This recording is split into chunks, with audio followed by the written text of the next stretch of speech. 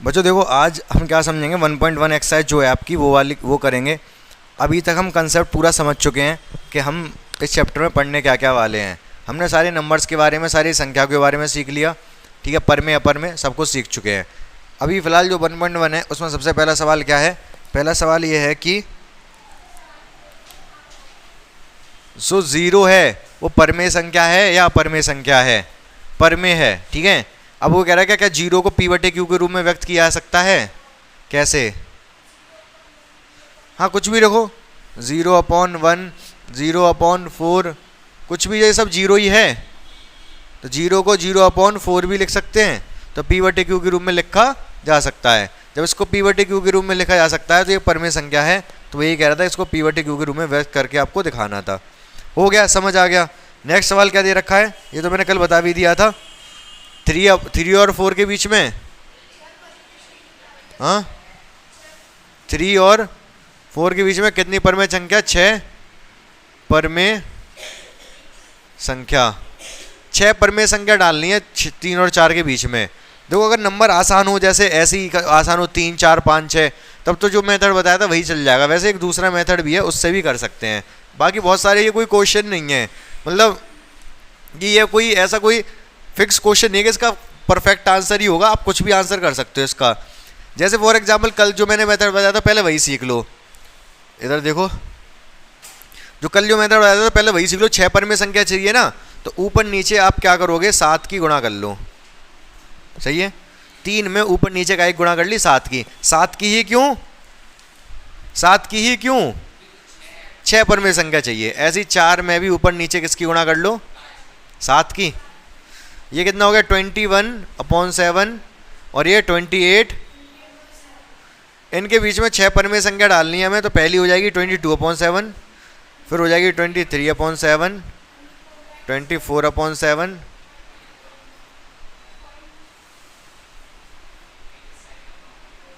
कितनी हो गई? 1, 2, 3, 4, 5, 6 हो गई कि नहीं? 6 इनके दोनों के बीच में। ये दोनों इनके बीच में, नीचे वाला तो सेम है सबका, ऊपर वाला ये 21 है, ये 28 है, और बीच में जो है 22, 23, 24, 25, 26, 27 सब बीच में ही तो पड़ेंगे। एक तो ये मेथड है इस सवाल को करने का। एक मेथड और भी है, और ऐसे डायरेक्ट भी कर सकते हो, वो भी गलत नहीं है, गलत नहीं कर सकता उसको कोई। ये क्वेश्चन नंबर 2 है। वैसे 3 और 4 के बीच में 6 परमेय संख्या डालनी थी। बाकी हम क्या कर सकते हैं, 3 और 4 है ना, इसके बीच में 6 परमेय संख्या चाहिए, तो कोई दिक्कत नहीं है, बहुत आसानी से आ जाएगी। पहली दे दो आप, इसके बीच में 3.1, फिर 3.2, इन दोनों के बीच में ही है सब। 3.1 3 से ज़्यादा है, 4 से कम है। 3.3, 3.4, 3.5, कितने हो गए? 5, 3.6। ये सारे के सारे इन दोनों के बीच में ही हैं, कहीं बाहर नहीं है। समझ पा रहे हो मैं क्या बताना चाह रहा हूँ? क्लियर है? तो आप ये भी अगर आंसर लिख देते हो तो ये भी गलत नहीं माना जाएगा। और बाकी इस तरीके से तो आपको समझ आ ही रहा है कि 7, अगर 6 परमेय संख्या तो ऊपर नीचे 7 की गुणा आप कर सकते हो। क्या आपको बात क्लियर हुई है? अच्छा, मैं आपसे ये कहूँ, 0.1 और 0.2 के बीच में 5 परमेय संख्या डालनी है आपको। 0.1 और 0.2 के बीच में क्या आप डाल पाओगे?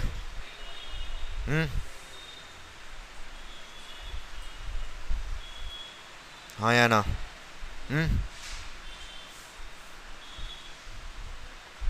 सोच लो आराम से, कोई बात नहीं।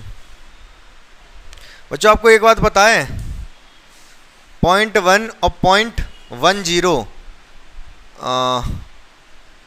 ये कौन बड़ा है? ये बड़ा है कि ये बड़ा है?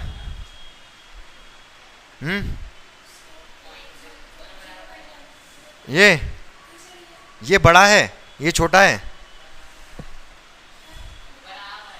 बराबर हैं, बिल्कुल सही बात है भाई। पॉइंट के बाद जीरो का कोई अगर पॉइंट के बाद कोई नंबर है फिर उसके बाद कितने भी जीरो, कोई फर्क नहीं पड़ रहा है। इसको जीरो हटाओ लगाओ कोई फर्क नहीं है, ये दोनों बराबर थे, छोटे बड़े नहीं थे। सही बात है।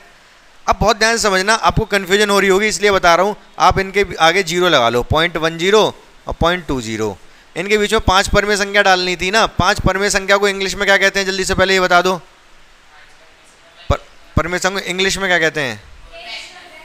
Rational number. ठीक है, तो क्या करना है हमको? ये तो मैंने ऐसे ही पूछा, सवाल से कोई मतलब नहीं है। ऐसे मैं इंग्लिश में पूछता रहूँगा आपसे, कभी भी कुछ भी इंग्लिश में पूछ सकता हूँ, तो आपको इंग्लिश में आपको ध्यान दे के चलनी है सारी चीज़ें। अब इनके बीच में बहुत सारी हो सकती है, 0.11, 0.12, 0.13, 0.14, 0.15 हो गई 5, 1/6 भी इन्हीं के बीच में होगी। तो इस तरीके से हम कितनी भी लिख सकते हैं इनके बीच में। समझ पाए नहीं समझ पाए? बाकी जीरो मैंने लगा के लिखी है, पहले जीरो लगाया तब समझाने के लिए, ना भी लगाया होता तो आपको समझना पड़ेगा ये 0.11 है ना, 0.1 और 0.2 के बीच में है। समझ रहे हो मेरी बात को या नहीं? अगर मैं आपसे पूछूं 0.456 और 0.5 कौन बड़ा है, ऊपर वाला या नीचे वाला?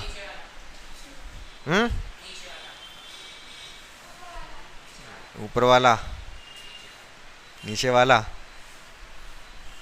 आप बताओ, नीचे वाला? अच्छा आप बताओ, नीचे वाला? क्यों नीचे वाला क्यों? ये तो केवल 5 है, ये 4 5 6 है।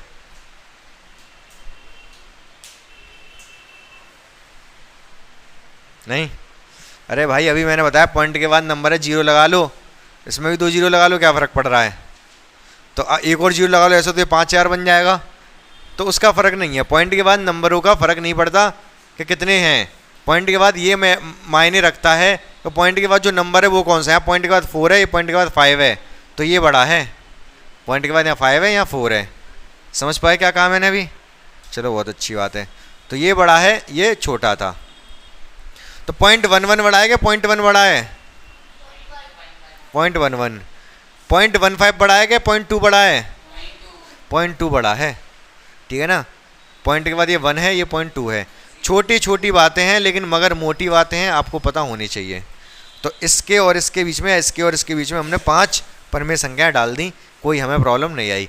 तो अगर परमेय संख्या को बस कुल मिला के वो परमेय संख्या को आपको बताना चाह रहा है, वो ये नहीं चाह रहा कि आप ये मेथड रट लो कि ये 3 है, ये 4 है, ऊपर नीचे 7 का मल्टीप्लाई करो फिर लिखते चले जाओ। ये तो आपने रटना हो गया ना, ये तो भाई रटना हो गया कि आपने मेथड रट लिया। हमें तो कॉन्सेप्ट सीखना है कि वो आपको सिखाना क्या चाह रहा है सवाल वाला। वो आपको ये सिखाना चाह रहा है कि बीच में परमेय संख्याएं होती हैं और किस तरीके से होती हैं, इस तरीके से होती हैं। जैसे 0.1 है, 0.2 है, इनके बीच में ये सारे हैं। 0.15 छोटा है 0.2 से, समझ पाए। एक एपी का कंसेप्ट भी लग जाता है यहाँ पर उस तरीके से। एक और मेथड बता रहा हूँ ना, उस मेथड को लगाओगे तो एपी का कंसेप्ट लगाना पड़ता है, अर्थमेटिक प्रोग्रेशन होता है। वो वाला नहीं सिखा रहा मैं आपको, फालतू परेशान हो गया आप। ये वाला सीख लो और ये वाला सीख लो, ठीक है। समझ में आ गए दोनों। तो कुल मिला के पहला सवाल तो आप में ऐसा करना था, 0 बराबर 0/4। आप सोच रहे हो इतना सब लिखवा दिया, काम का क्या है वो बताओ, मैं काम का बताता हूँ। और जो आप नोट करना चाहो तो इतना नोट कर सकते हो। एक तो पहला सवाल 0 को 0/4 लिख दिया हमने, तो क्या लिखोगे? पूछा क्या था क्वेश्चन में पहले में, क्या 0 को 0 पीओटी के रूप में लिखा जा सकता है? ये तो था ना कि आप लिख दोगे कि हाँ, आंसर क्या होगा आपका? हाँ, एग्जाम्पल के लिए ये। दूसरा 3 और 4 के बीच में क्या पूछा था? 6 परमेय संख्या, ऐसे लिख दोगे तो ये 3 फिर ऐसे लिखोगे, 7 की गुणा करके ऐसे लिखोगे तो ये सारे आ गए 3। ये सब हमारे आंसर आ गए। ये सब क्या हमारे ANS आंसर। 3 और 4 के बीच में सारी परमेय संख्या है ये, समझ गए। तो इस तरीके से आप लिख सकते हो। अब जो तीसरा क्वेश्चन इसका खुद से करोगे आप, मतलब इसी के जैसा है, ऊपर नीचे गुणा करके कर लोगे। चौथे क्वेश्चन में जैसे मैंने कल कराए थे आपको उसी तरीके के हैं। जैसे चौथे का पहला क्या कह रहा है?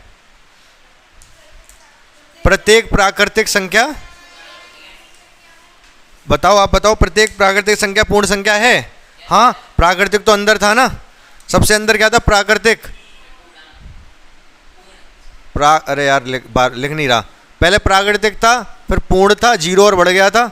1 2 3 पहले प्राकृतिक थे ये सारे, 0 बढ़ गया तो पूर्ण हो गए थे।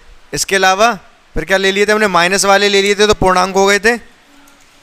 माइनस वाले ले लिए थे, -1 -2 -3, तो ये बन गया था पूर्णांक। उसके ये किसके अंदर आया था? फिर परमेय के अंदर आया था, फिर पूरी समय ऐसे इस तरीके से पढ़ा था।